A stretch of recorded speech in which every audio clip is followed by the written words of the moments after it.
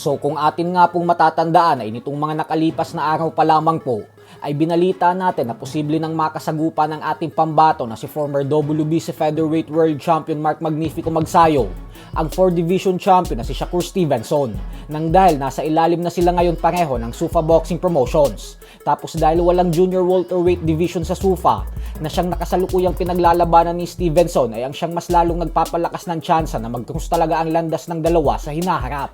At kahapon nga lamang po ay may isang fan na nag-iwan ng komento kay Magsayo sa post niya at sinabing wag na daw nitong pangaraping lumaban kay Stevenson kasi mahirap daw talaga itong kalaban. Masyado umano itong matalino sa ibabaw ng lona kaya kahit umano si Gervonta Tank Davis ay hindi uubra. Kaya naman dahil dyan ay sinagot ang komento na ito ni Magsayo. Ayon kay Magnifico ay kahit sino pa umano ang kanyang pangarapin na makasagupa, kahit si Stevenson pa daw yan o si Vasily Lomachenko ay wala kang magagawa dahil ang ginuulang umano ang nakakaalam ng kapalaran niya, lalo pat nagsisikap umano siya, kaya wala daw bilang ang salita nito sa karera niya. Ibig sabihin po niyan mga idol ay nagpapatunay lamang ito ng tunay na katapangan ni Magnifico bilang isang tunay na mandirigma at buksingero dahil wala talaga itong inaatrasan at handang labanan ng kahit na sino sa timbang niya. At tama din naman ito dahil hindi ka talaga magiging matagumpay na buksingero kung mamimili ka ng mga kalaban at hindi ka handang sumugal sa malalaking laban. Kasi ang pagiging underdog at pagsilat ng mga malalaking pangalan ay ang siyang magbibigay sa iyo ng status bilang isang boxing great. Kung atin ding matatandaan ay noong lumaban para sa kampyonato si Magsayo kontra sa long-time WBC Featherweight Champion Gary Russell Jr. ay sobrang dehado din siya at halos walang naniniwala na kaya niyang manalo. Pero ginulat niya ang lahat nang masilat niya ito, kaya magtiwala lang tayo lagi.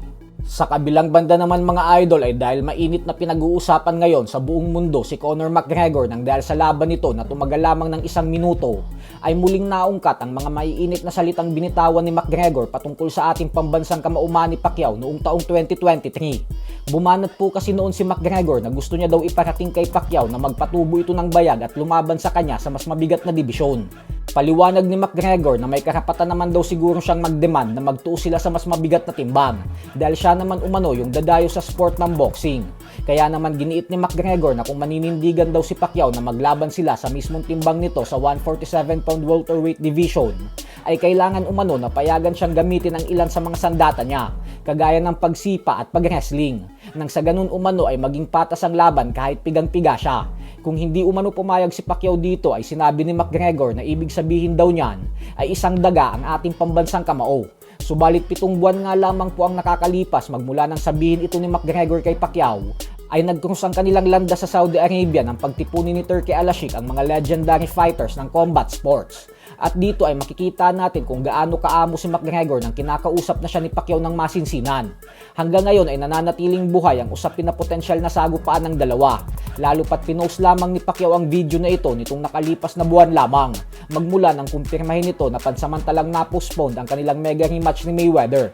Subalit base sa estado ng kondisyon ni McGregor ngayon, ay malabong magkaroon pa ng interes ang mga fans kung magtuos si Pacquiao at McGregor. So hanggang dito na lang po muna tayo mga idol.